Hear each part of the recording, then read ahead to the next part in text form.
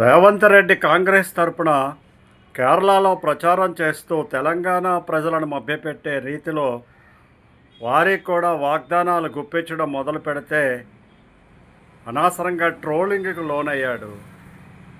తెలంగాణలో ఉండేటువంటి ప్రజలు, కేరళలో ఉండేటువంటి ప్రజలు భిన్నము అన్న విషయం ఆయన గమనించుకోలేకపోయాడు. 100% ఎడ్యుకేటెడ్ లిటరసీ కలిగినటువంటిది కేరళ.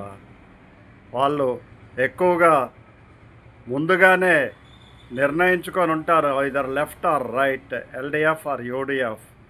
అది క్లియర్గా తెలిసినటువంటి వ్యక్తి అక్కడికి వెళ్ళి కుప్పిగంతులు వేయడం వారి ముందు తన యొక్క రాజకీయ పరిజ్ఞానానికి పరీక్ష లాంటిది.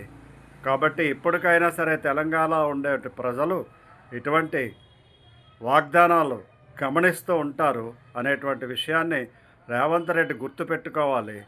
అందరూ అందరినీ అంతకాలం మోసం చేయలేరు అనేటువంటి విషయం గుర్తుపెట్టుకొని మసలితే రాజకీయాలలో ఎక్కువ కాలం ఉండగలుగుతారు అనేటువంటి విషయం చాలా స్పష్టమైంది.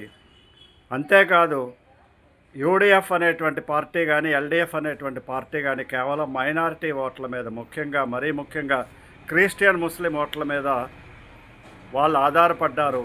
అయినా సరే వాళ్ళే డిసైడింగ్ ఫ్యాక్టర్ కేరళలో. హిందూ పార్టీలు అనేటువంటివి అక్కడ మనగలగడం చాలా కష్టమైనటువంటి పని. జనాభాలో ఉండేటువంటి అత్యధిక శాతం ముస్లిం క్రిస్టియన్ పాపులేషన్ కలిగి ఉన్నది. కాబట్టి అక్కడ ఎల్డిఎఫ్ కానీ యూడిఎఫ్ కానీ ఖచ్చితంగా ఎవరో ఒకరు అధికారంలోకి వస్తారు అన్నటువంటి విషయం ఖచ్చితంగా తెలియచ్చు. ఎల్డిఎఫ్, యూడిఎఫ్ రెండూ కూడా ముస్లిం ఓట్ బ్యాంక్ మీద ఆధారపడ్డాయి. అయితే రాహుల్ గాంధీ ఆకర్షణ, కాంగ్రెస్ పార్టీ ఇచ్చేటువంటి వాగ్దానాలో తెలియదు కానీ ఈసారి ముస్లిం ఓట్ బ్యాంక్ అంతా కూడా యూడిఎఫ్, కాంగ్రెస్కే సపోర్ట్ చేస్తున్నట్టుగా స్పష్టమవుతున్నది. అందువల్లనే విజయన్ వెనకబడినట్టుగా కొంచెం అర్థమవుతున్నది. కానీ క్రిస్టియన్ ఓటు బ్యాంకు మీద చాలా వరకు ఆశలు పెట్టుకునేటువంటి కాంగ్రెస్ పార్టీ ఇప్పుడు క్రిస్టియన్ ఓటు బ్యాంకు చీలిపోవడం జరుగుతున్నది 3 పార్టీల మధ్య. అది హిందూ పార్టీలైనటువంటి ఎన్డీఏ, ఎల్డిఎఫ్, యూడిఎఫ్ మూడింటికి కూడా క్రిస్టియన్ ఓటు బ్యాంక్ చీలిపోతున్నది.